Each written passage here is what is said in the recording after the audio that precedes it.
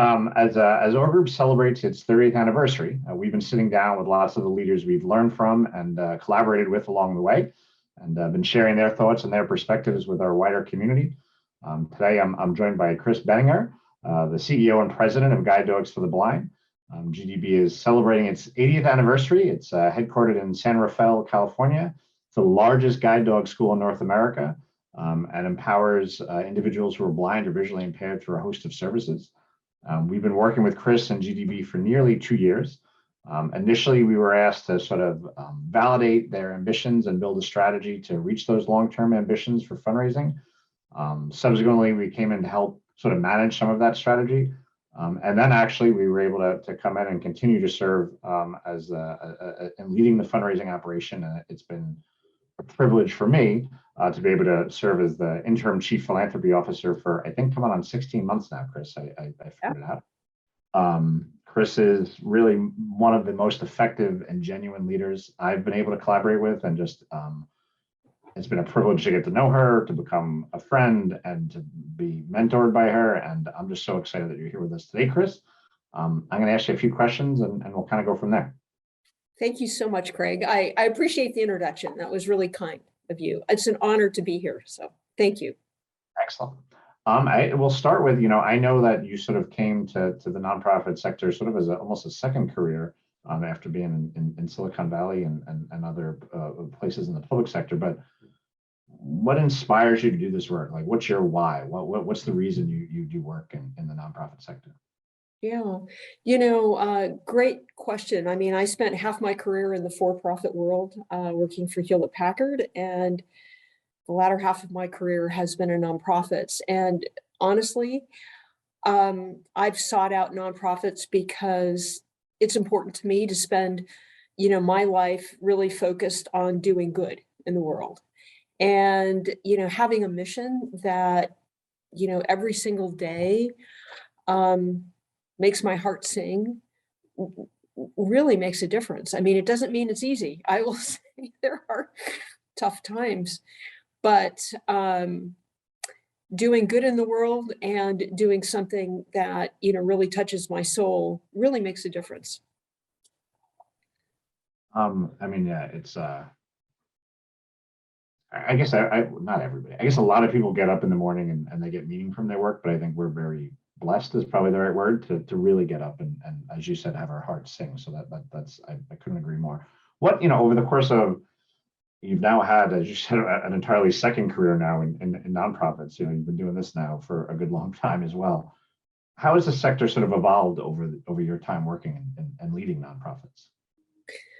Yeah, I think that the nonprofit sector, I think in a number of things. I think the good news is that I think our communities are starting to recognize that nonprofits are businesses just the way that for-profits are. That, we need to invest in those businesses, that we need professional management of those businesses. We need to pay our staff competitive salaries. When I first started in the nonprofit world, there was this whole concept of, you underpay people in the nonprofit world because they're getting their quote payment from, the work that they're doing. I think there's been an increase in the sophistication of our donors. Donors are no longer just satisfied with, the feel good. They really want to see, the tangible good that their gift is giving, that their gift is doing. So I think that we in the nonprofit world have to do a better job in being able to translate that for our donors, that this, $10,000 gift, this is what this really means. This is what you're doing. These are the lives you're saving. These are, whatever that nonprofit is doing. But it's more than just that kind of feel good. I agree. I'd say I've seen the same things, right? It is, thankfully, I think the level of sophistication in the operation and business of nonprofits has evolved quite a bit. But you're right, donors, what they're asking for, it's, Unfortunately, sometimes few, you just can't show them a picture of a pretty puppy and that's enough, right, to get the gift. Like now they want to sort of go to that next level, which fortunately for you, you've got a great story to tell beyond the great images.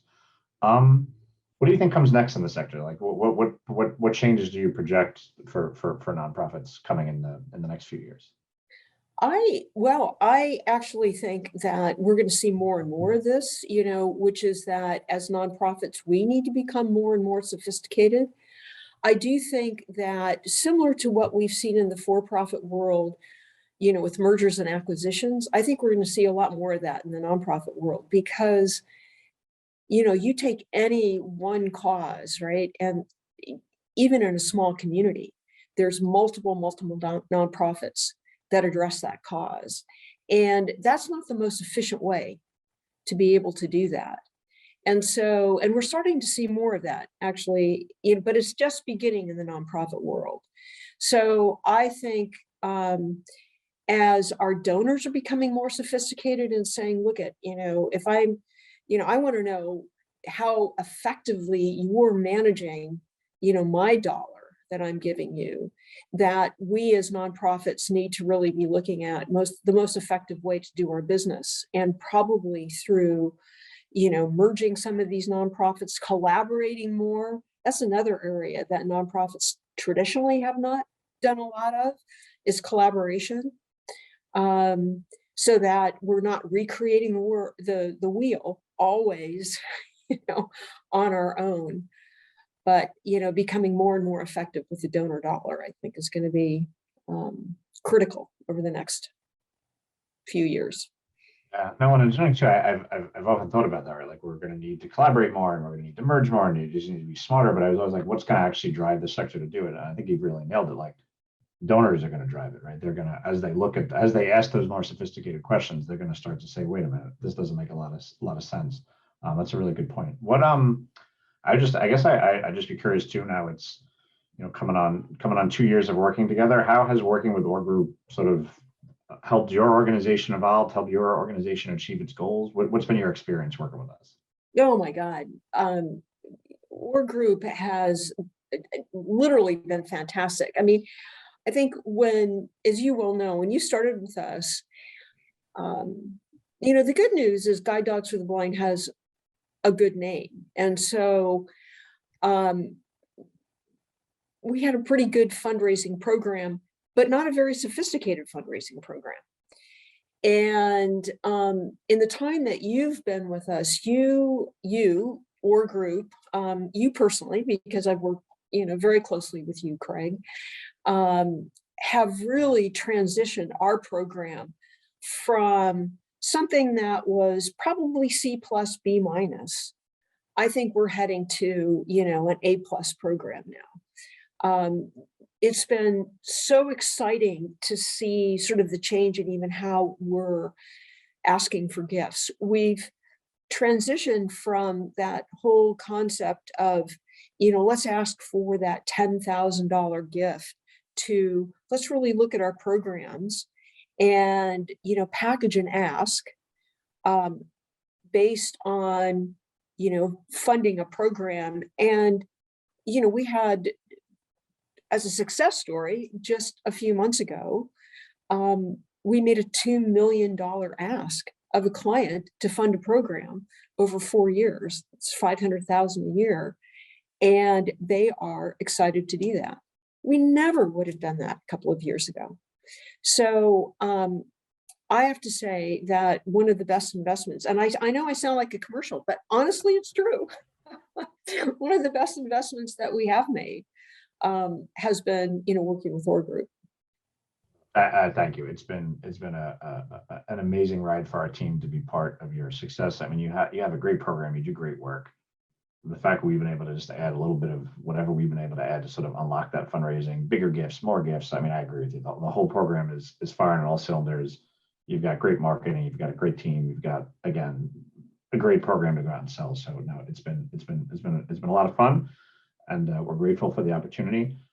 Thanks so much for joining us today for this quick little chat, Chris, and I will talk to you soon.